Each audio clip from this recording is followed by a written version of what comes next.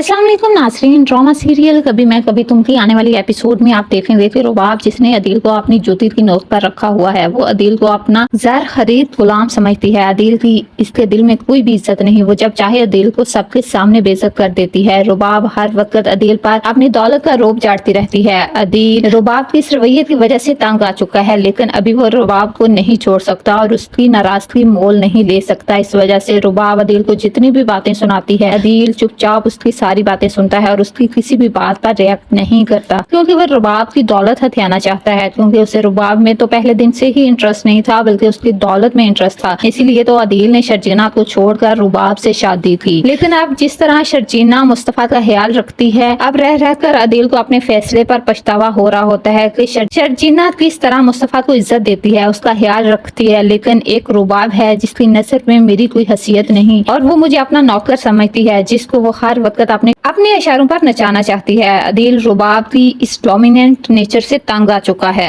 अब तो अदील के घर वालों पर भी यह हकीकत खुल जाती है कि रुबाब की नजर में अदील की कोई इज्जत नहीं। रुबाब अदील से ऐसे बात करती है जैसे वो उसका नौकर हो, लेकिन ये सब जानते हुए भी अदील की माँ रुबाब को कुछ नहीं कहेगी, क्योंकि अदील की माँ एक लालची औरत है जिसे रुबाब की दौलत नजर आती है और उसकी हर गलत बात भी उसे सही लगती है।